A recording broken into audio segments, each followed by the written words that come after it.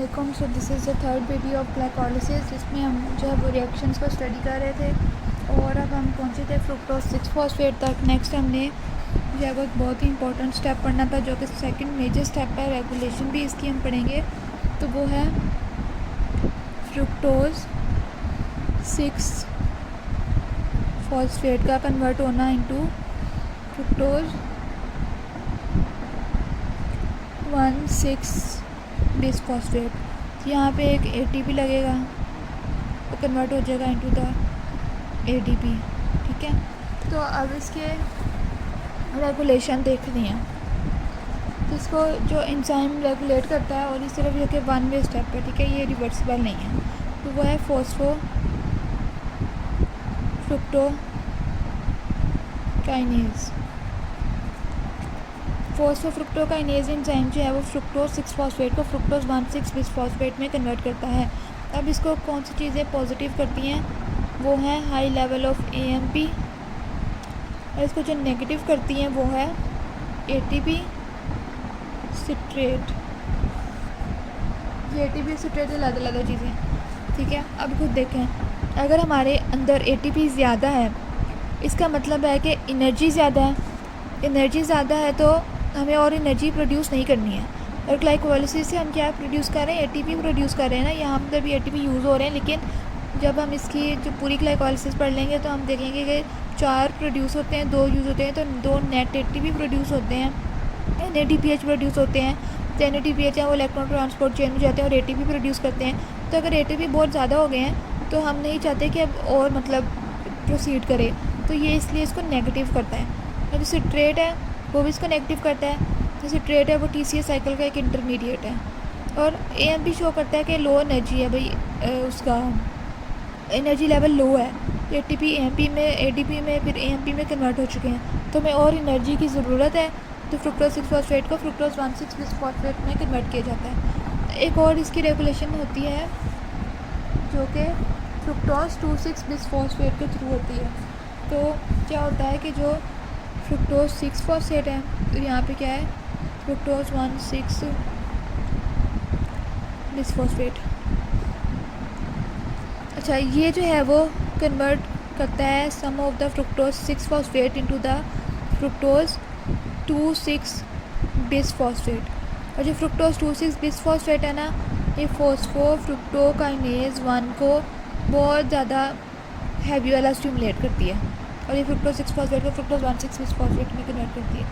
अब जो फ्रुक्टोज 6-फॉस्फेट को फ्रुक्टोज 2,6-बिसफॉस्फेट में कन्वर्ट करने वाला जो एंजाइम है ना, वो एंजाइम है फोस्फोफ्रुक्टोकाइनेज 2। ये एक्चुअली 2 एंजाइम्स के मिल के बना होता है, कम्प्लेक्स एंजाइम है इससे। एक साइड पे फोस्फोफ्रुक्टोकाइनेज 2, एक फोस्फोफ्रुक्टोफॉस्फेटेज। तो काइनेज वाली और फोस्फोफ्रुक्टो, यानी कि ये इसको जो है वो काइनेज के थ्रू फ्रुक्टोज 2,6-बिसफॉस्फेट में कन्वर्ट करेगा, यानी कि एक 6 के ऊपर तो फॉस्फेट लगी हुई है, तो एक और फॉस्फेट 2 पोजीशन पे लगा देगा, या तो इसको ब्रेक करेगा। इसको अब यहाँ से देखते हैं।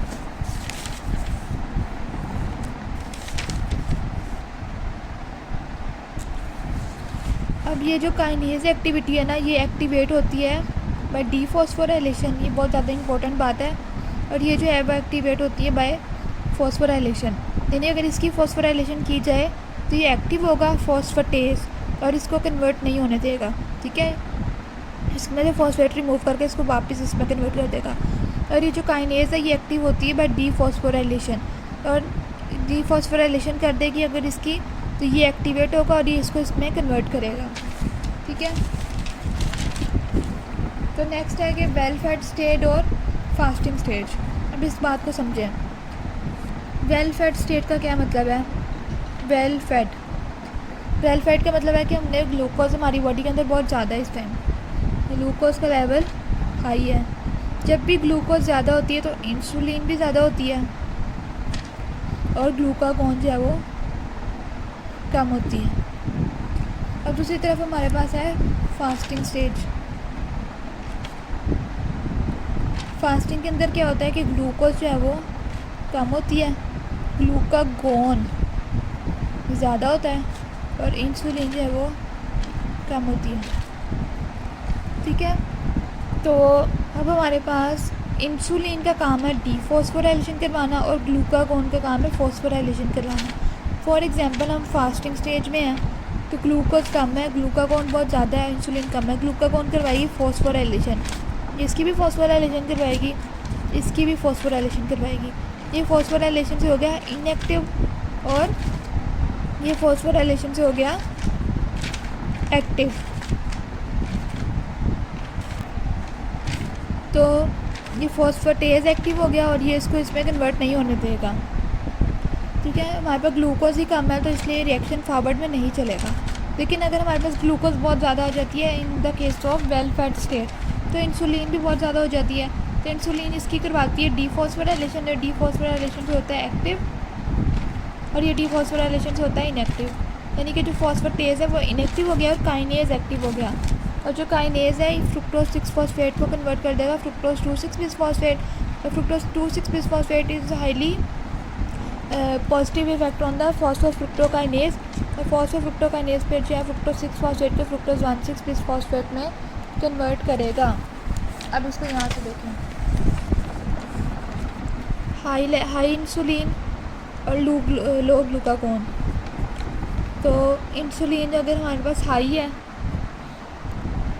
ठीक है, तो इसका मतलब है कि जो फॉस्फोफ्रुक्टोकाइनेज इनएक्टिव था वो एक्टिव हो जाता है और फॉस्फेटेज जो है वो एक्टिव से इनएक्टिव हो जाता है।